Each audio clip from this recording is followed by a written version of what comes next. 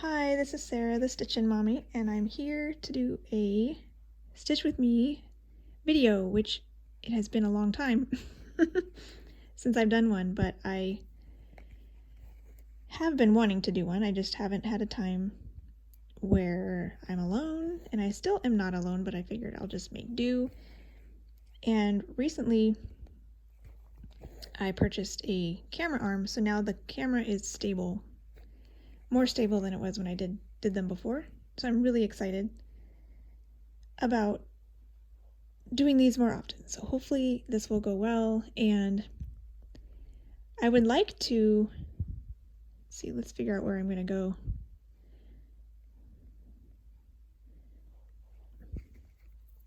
I would like to do certain styles and projects based on what you guys want to see, to some degree. Sometimes I'll just maybe stitch on what I want to stitch on or what I happen to be stitching on at the time. But I thought it could be fun if you have some specific project you'd like to see me work on, or a specific stitching method. Feel free to leave a comment and let me know what that is, and then I can demonstrate it. Sometimes I can do examples of, like, talking tutorial type instructions or explanations, that's the word, of what I'm doing, so that you can have more of a tutorial flavor. Which, if you look in, I'll put this in my playlist with other tutorials slash demos slash stitch with me type videos, and you'll see other things that I've made a few years ago. So definitely go check that out if you want to see specific things that I've done in the past, because I do talk about, almost all of those have a specific method or technique that I talk about while I'm stitching. So feel free to check those out if you haven't seen them already. I know there's a lot of fairly recent subscribers since I did those other older Stitch with Me's. So I figured I needed to get back into this and let some of the newer subscribers experience some Stitch with Me videos too, because you don't always think to go back and look at the really old videos.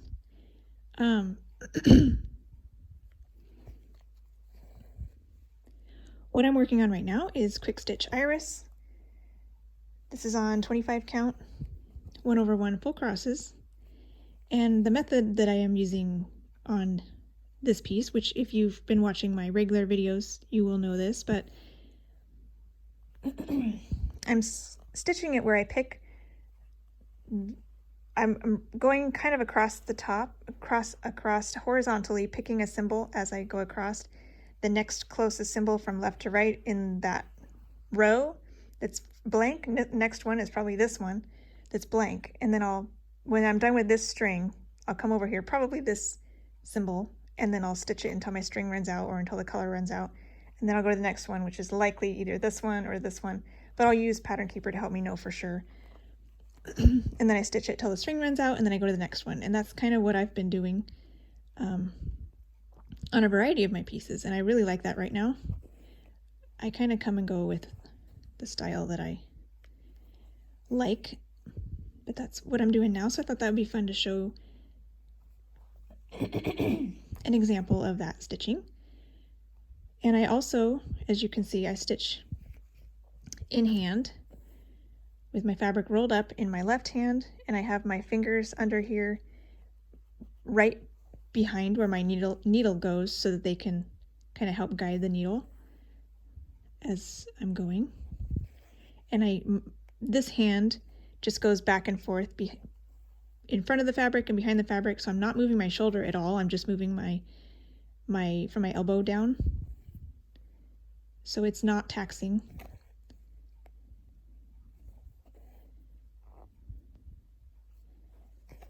And these are full crosses. I stitch, I don't know what you call it, where you do like the first leg half crosses over the whole row, and then you go back and complete the crosses. That's how I stitch when I stitch with solid color thread, like DMC, which is what this is.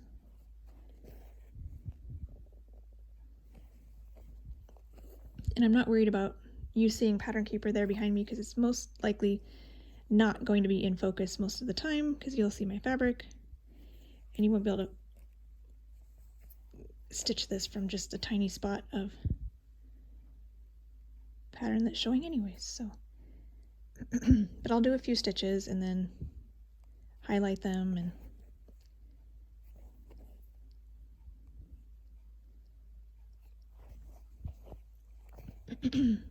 so I'm not sure how frequently I'll be able to do these types of videos. I'm hoping every week or two, maybe. Could be fun. It kind of depends maybe on, well, obviously my time, but it will also depend on what I'm working on, if I'll be able to work on it easily while I'm filming. Some things are need too much attention, I guess, brain power. I don't want to mess things up. Some things, like, I'm not sure if I will be able to stitch on 40 count on a video since I do have the camera in between me. Yeah, that's the wrong place here. I do have the camera in between me and my fabric, so I want to make sure that I can see it because when I do 40 count 1/1, that's pretty small. And as I go, I run my stitches. I run my thread under my stitches pretty frequently if I am carrying more than 2 or 3 stitches because I don't want to mess up the tension on the back. It's because I'm in hand.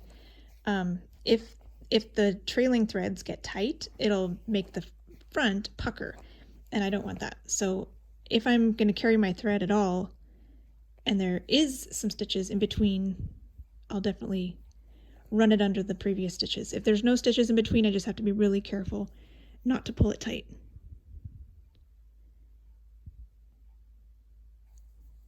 But I keep a fairly loose tension because I stitch in hand, because I don't want things puckering or pulling funny. I'm just kind of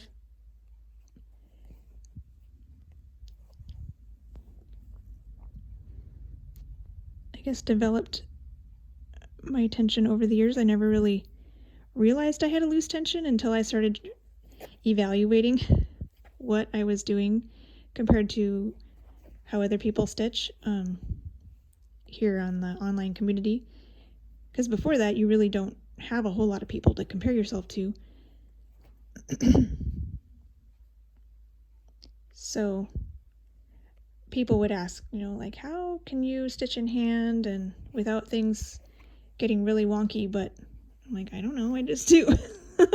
So it's kind of hard to explain. So that's another reason why I want to do these videos, because some things are better caught than taught, I think, especially if I don't know exactly what I'm doing differently than you, or, because everybody stitches a little bit differently, I'm sure. So if somebody is interested in picking up a new tip or a new technique, it's sometimes helpful to watch other people do it and say, oh, I think that would work for me, or no, I like the way I do it. So it all depends on personal preference. I know a lot of people really can't stitch in hand, and that's fine. And a lot of people also, when you hear the word in hand, will assume you're talking about the sewing method, which is, I dislike the sewing method. I think my stitches look bad when I do the sewing method. I feel like my tension is bad. The look of the stitches is bumpy and irregular. So I get it when people talk about trying this method, which is like, I guess, the stabbing method, but it's in hand and they can't make it look right for them. Like, the sewing method doesn't work for me. So, and if you're wondering, sewing method, I guess, start at the top and like I'd put it down. I don't even know. I think I would go like down where I'm going to go down and then back up without, and be really hard on 25 count anyways. Anyways, but it stays on top of the fabric, and I think it's easier to do when you're on a smaller count fabric, like 14, 18, not 25 count over one. But I think some people do it just because they know how to do it and that's how they stitch. But I like keeping my fabric smooth, and the sewing method to me kind of manipulates the fabric too much. And I was trying it not that long ago just to see again what I would think, because I think I was in a section where there was a lot of one color all in one space, and I tried it and nope. Still not for me, and that's okay. I know some people love the sewing method, so I guess I'm maybe a blend of methods where I do stabbing method, but I also do in hand. So they are not, sewing method and in hand are not one and the same, even though it does seem like some people equate the two, but it is possible to stitch in hand without using the sewing method. But I like the roll here in my hand. I know some people like to roll it with the stitches on the inside. We'd roll it back on itself like this, and then you'd have the back of the stitches on the outside. But for some reason, I never started doing it that way, and when I've tried it, it just feels weird to me. So I know I touch my finished stitches with my hand when I'm holding it, but I can't unlearn that, so that's just how it is.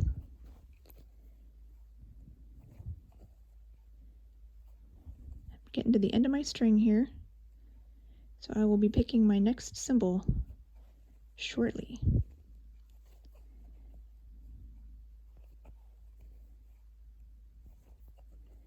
And I like to play thread chicken.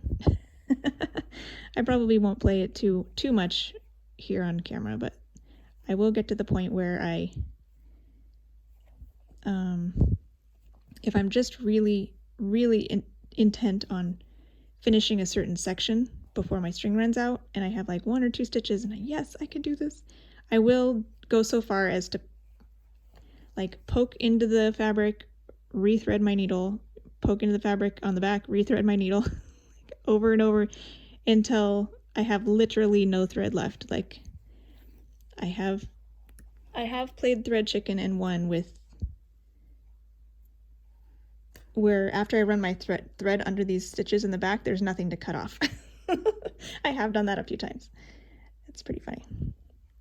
And I have lost thread chicken where I actually have to stop and get a new thread. That's the worst. But yeah, so this is the next highest. Sometimes it's obvious to the naked eye which symbol you should go with next, and sometimes it's not so obvious. So 3346 is my next color. So we'll get out my double-sided floss box over here. It's got all of my lovely colors in it. Let's see, 3346. And I do stitch with a master set of DMC. I'm gonna go ahead and leave that piece on there. And I do occasionally run into dye lot issues, but I just try to stick with the same dye lot per project if I can. If the colors aren't touching, sometimes you can get away with a dye lot change within the same project. On this particular one, I started the project a long time ago, so I have some of the grays in here are some of those controversial grays in the 317, 318, some of those colors, and they have 3 or 4 different dye lots available throughout the years. I've chosen on this one from here on out, just so I remember, to use the oldest dye lot, and I actually found, went through and wrote on my bobbins like A, B, C, D as far as like how old they are, and so I'll just remember to do like I'm always doing the A, the oldest, on this project, just because I know it's probably got the oldest one on there. And other ones I'll just pick the one that looks like it matches the best. Not an exact science, but if it's a newer project and I haven't done, and I haven't done anything with that color yet, I'll probably just choose the newest one so I don't have to worry about it. I'm a thread licker, and I'm not ashamed to say it.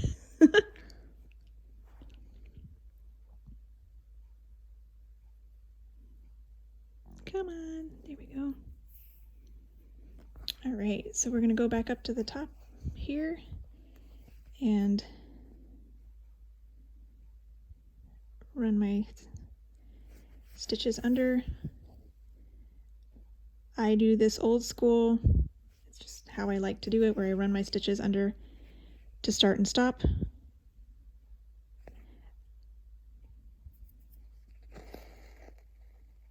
It's comfortable for me, I know they're secure. And I don't mind, it's very easy for me to get to the back of my fabric, so I don't have it.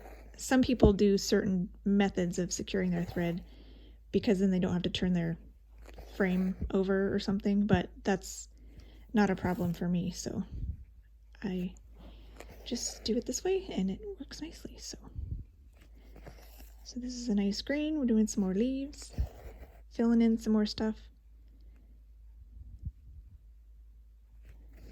It's fun to see a little knot back there. It's fun to see the picture get filled in completely. What's going on?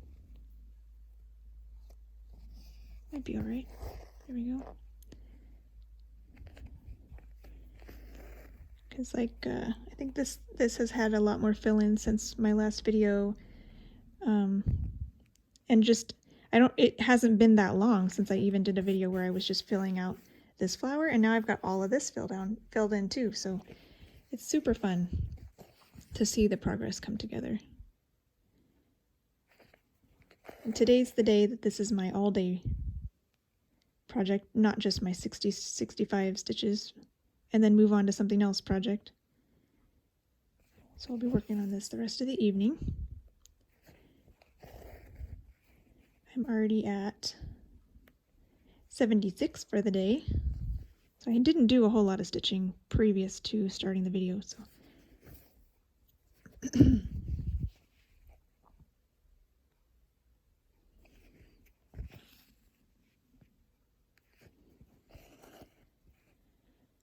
Yeah, so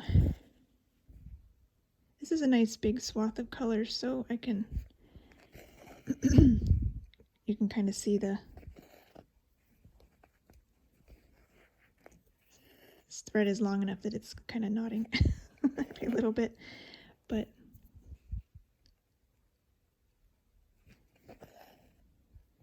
you can see how I do the half stitch one way and then go back to cover it.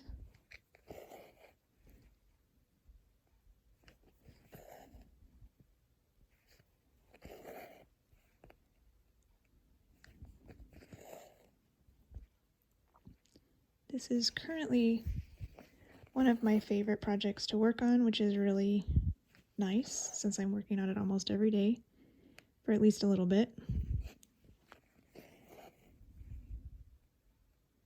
I love the colors. 25 count 1/1 is very smooth and easy to work with. It's not too thick. You can see a little bit of show through in the darker colors, but when you stand back, it's non-existent. It's just right. And there's no black in this. It's all lighter colors. A dark navy is like the darkest color that's in this one. I'm at 73.39% complete. So almost to 3/4 done, which is pretty cool.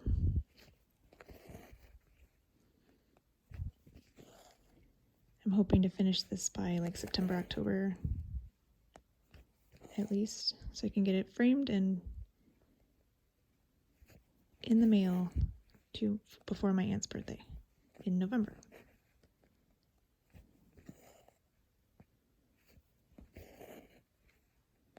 It'll be nice to have a big project kind of checked off. This is my first Heaven and Earth designs that I started. And then I put it away for a while, and I had was doing it 2/1 because that's what the pattern suggested back then. And put it away. I'd only done a little bit on it and kind of forgot about it. And then when I started watching FlossTube and realized a lot of people like to do their full coverage pieces 1/1 on 25 count, I realized, oh, well, maybe that's why I never really got into that piece, because it was too thick for my taste. Because since then I had gone on to do like 18 count, two strands, and which I like. And then I don't know if I think I might have gotten into 28 count as well, 1/1 and 2/1 half stitches. So then I decided, well, I'll go back and try this 1/1. I use the same piece of fabric, it'll be the same size, and I'll just take out, I actually had started up here a little bit, and then I restarted over here with 1/1, and I had them both on here at the same time. I don't know, some of you may remember seeing that. And just to compare the two, and I definitely like the 1/1 better. So then once I decided that, I went back and then frogged what I had done before, and then filled it in with the new stuff. But for a little while, I had both starts on here, just so I could compare it. Some people don't mind the 2/1. They don't mind the thickness, but it does kind of smoosh out of the space. Like this little block of fabric, a 2/1 square is slightly bigger than this, and so it will kind of push out, which then makes it harder to get the other stitches put in around it. And but it is a very thick, saturated end result if you can handle the thickness of it. So I do think some people like that, but I did not find I liked it. So, but I do like decent coverage on other things. Like I enjoy 2 strands on 18 count for sure. And I had a kit a little while back that I did of a castle, where the kit recommended 1/1 on 18 count, and I tried it and I just did not like it. So there are some things that I need better coverage, but for this one, I'm definitely happy with 1/1. I do think 1/1 on 28 count is better coverage, obviously, than this, and it doesn't get excessively thick. But if you're somebody that can't handle thickness in the confetti areas, then definitely try 25 count if you like these. Want to try a tiny stitch fabric like this.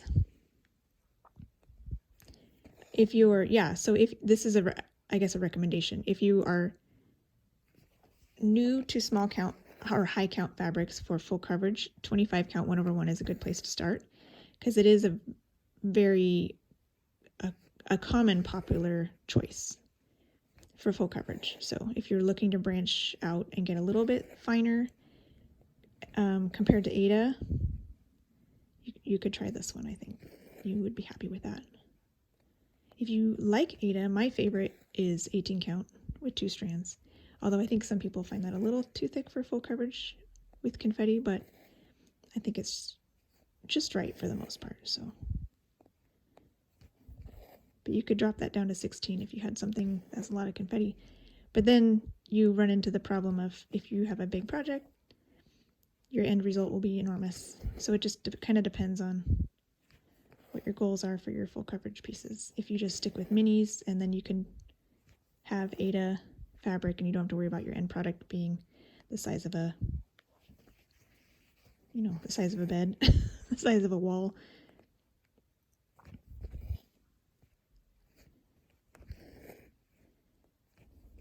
So I've hit 100 stitches today. Woohoo!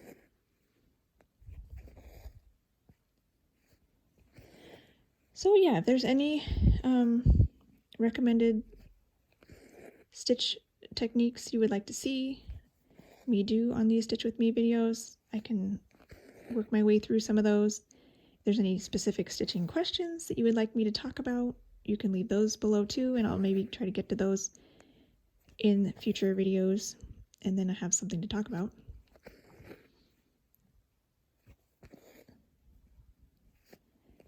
Feel free to leave it in the comments below.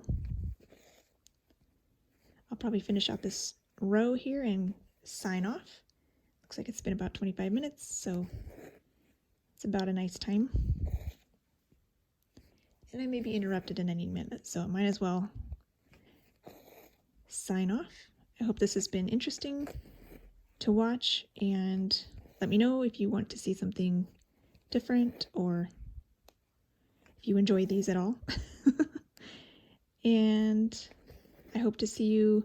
I guess this coming Monday is actually a holiday. It's President's Day here in America, so I will likely not be filming until Tuesday this coming week. So I will sign off now and see you on Tuesday, Lord willing. Happy stitching.